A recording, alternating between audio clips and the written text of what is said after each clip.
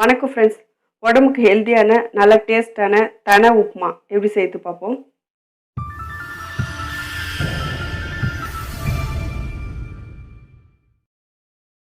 ஒரு பவுலில் 250 கிராம் தனை எடுத்து க்ளீனாக கழுவிட்டு அரை மணி நேரம் ஊற வச்சுருக்கேங்க. ஸ்டவ் பற்ற வச்சுட்டு பேன் வச்சுருக்கேன். ஒரு 4 ஸ்பூன் ஆயில் சேர்த்துக்குங்க. எண்ணெய் நல்லா காயட்டுங்க. 1 ஸ்பூன் கடுகு சேர்த்துக்குங்க. 1 ஸ்பூன் உளுத்தம் பருப்பு, ஒரு 2 ஸ்பூன் கடலைப்பருப்பு, ஒரு அரை ஸ்பூன் சீரகம் சேர்த்துட்டு நல்லா பொரியட்டோங்க. இது கூட தேவையான அளவுக்கு முந்திரி சேர்த்துக்குங்க. ஸ்லோலே வச்சு நல்லா வறுத்துக்குங்க. இது கூட 2 வெங்காயம் பொடியை கட் பண்ணி வச்சுக்கேன், அதையும் சேர்த்துக்குங்க. 3 பச்சை மிளகாய் கீனி வச்சுருக்கேன், அதையும் சேர்த்துக்குங்க. காரம் நீங்கள் பார்த்து சேர்த்துக்குங்க. வெங்காயம் நல்லா வதங்கட்டுங்க.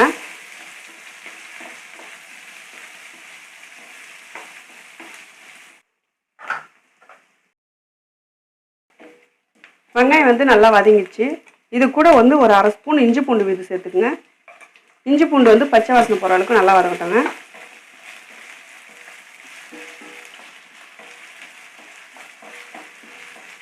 இது கூட ஒரு தக்காளி பொடியை கட் பண்ணி வச்சுருக்கேன், அதையும் சேர்த்துக்கணும். வெங்காயம் தக்காளி எல்லாம் சாஃப்டாக நல்லா வதங்கட்டுங்க.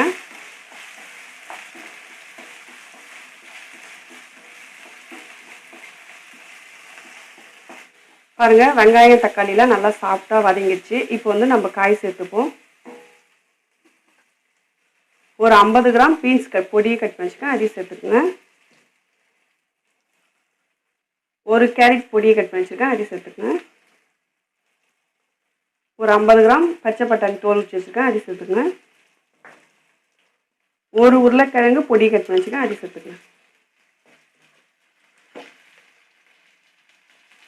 ஒரு அரை ஸ்பூன் மஞ்சள்தூள் சேர்த்துக்குங்க. தேவையான அளவுக்கு சால்ட்டு சேர்த்துக்குங்க. சேர்த்துட்டு ஒரு 2 நிமிஷம் காய் நல்லா வதங்கட்டுங்க.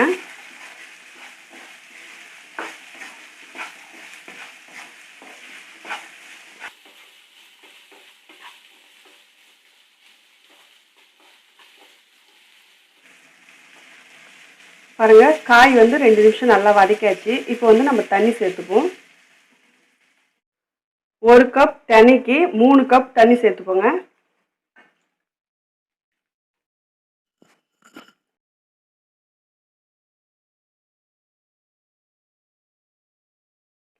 சேர்த்துட்டு நல்லா மிக்ஸ் பண்ணிக்கோங்க. தண்ணி கொச்சதுக்கப்புறம் நம்ம தினை சேர்த்துப்போங்க. தண்ணி கொதிக்குது. இப்போ நம்ம ஊற வச்சிருக்க தினையை சேர்த்துப்போம்.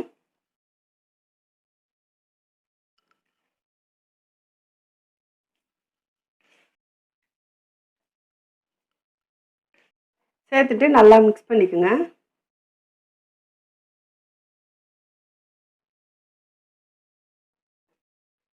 மிக்ஸ் பண்ணிவிட்டு மூடி போட்டு ஒரு 10 நிமிஷம் வேகட்டுங்க.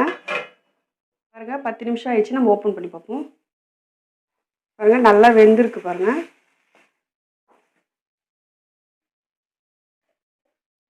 இது கூட 1 ஸ்பூன் நெய் சேர்த்துங்க. தேவையான அளவுக்கு கொத்தமல்லி சேர்த்துங்க. சேர்த்துட்டு நல்லா மிக்ஸ் பண்ணிக்கோங்க.